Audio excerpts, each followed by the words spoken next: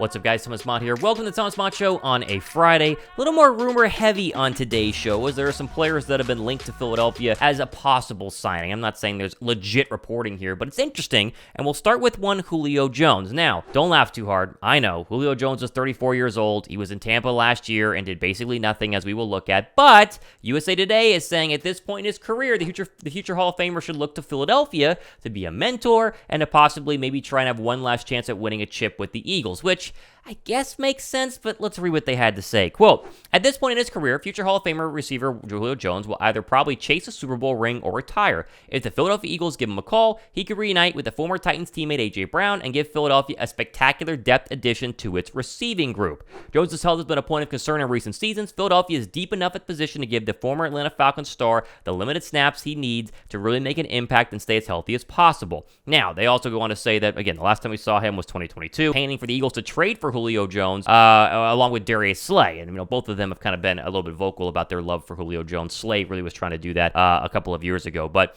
let's not kid ourselves. This would not be a move to get a superstar or get somebody who's going to play a bunch of snaps. USA Today's thought process is, if you sign him, he only needs to have a couple of snaps a game to keep stay healthy and on the football field. But if he can stay healthy, the movement is kind of still there and the range is there as well. And you have a physical jump ball receiver on the outside for maybe goal line situations to go alongside A.J. Brown, DeVonta Smith, and Quez Watkins. Now, at first, I scoffed at this. I said, there's no way. I have no interest in this. The Eagles don't need him. They've obviously have Quez Watkins and Olamide Zaccheaus and Brown and DeVonta Smith and Dallas Goedert. But if you could tell me he would sign for like $2 million, which he doesn't like he needs money. He got some mega deals by both, really from the Atlanta Falcons and maybe from the Titans as well. If you could tell me he's going to sign for the veteran minimum and just tries to chase a ring and he can mentor these guys, which he has the ability to do that, sure, I'd be interested in it. I just don't want to sit here and be like, oh my gosh, this would be a game-changing signing that would, break the space-time continuum and make the Eagles so much better, because it wouldn't, but it could be at least an interesting move for Philadelphia. Curious where you guys are at on that,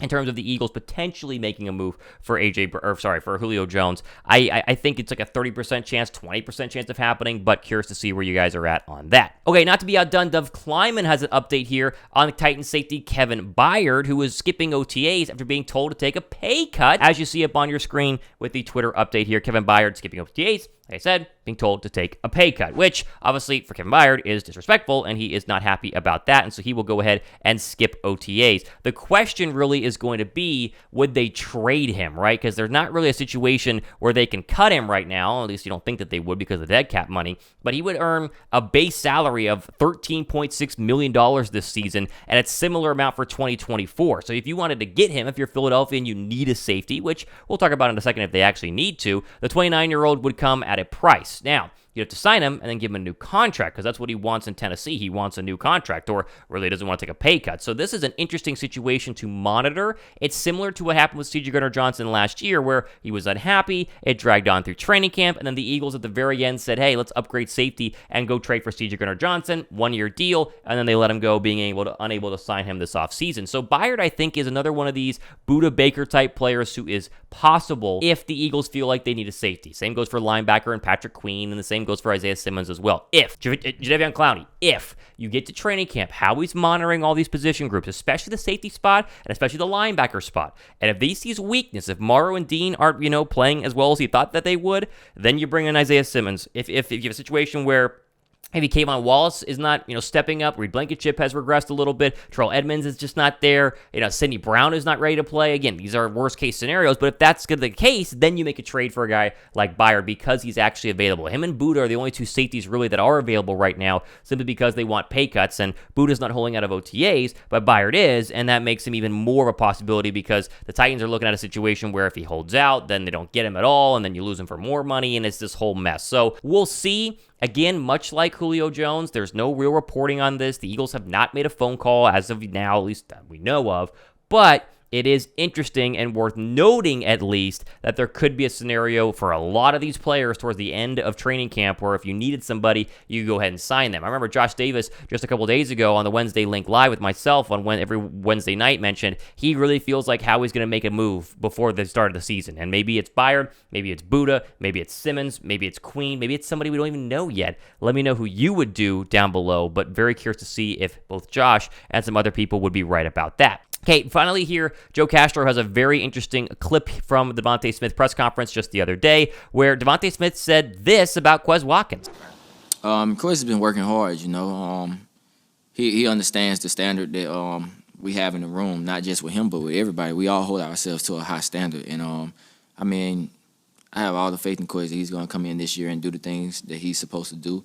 And it's going to be a big part of this team. Again, we've been hearing that Quez looks good so far at training camp, and Quez talked about revenge season, and Quez talked about being better and, catching more passes and all the stuff that you need him to go ahead and do. This does not guarantee, just because people are saying he looks great, that he's actually going to be great this year. I say it all the time. A lot of people look really good during OTAs, sometimes during training camp, and they don't do anything. Jalen Reagor notoriously looked great in training camp. Every year Reagor was here, you had a special one-handed catch where he was, flying at the back of the end zone and making a grab, and it's like, wow, this is the year we're going to get the most out of Jalen Reagor. It never happens. So just because people are saying, even Smitty, who's obviously, a little biased, but in the wide receiver room, sees him every single day, even Smitty saying does not guarantee he's going to be good week 1 through week 17 and in 2 to 3 playoff games, right? So let's just pump the brakes on Quez a little bit here. I still think he's going to make the roster. I hope he's going to be a lot better. It's not like he's a bad player. It's the drops in key situations that I'm getting tired of. Very Nelson Aguilar-esque, because Aguilar did a lot of the same things. He was good.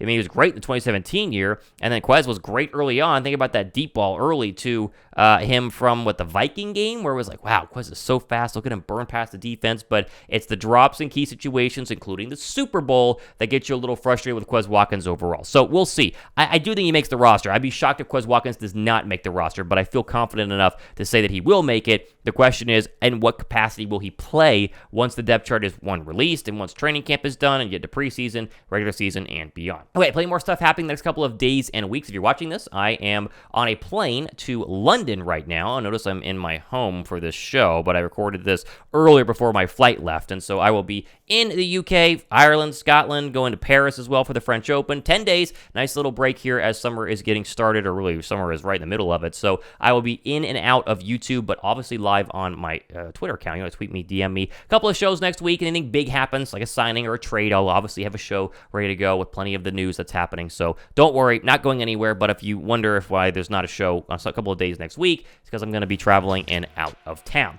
Okay, plenty more stuff happening the next couple, like I said, days and weeks. No matter what happens, I'll still be here for you. Don't freak out. It's going to be a lot of fun. Shoot me a DM on Twitter. I'm Thomas Mott. This has been the Thomas Mott Show.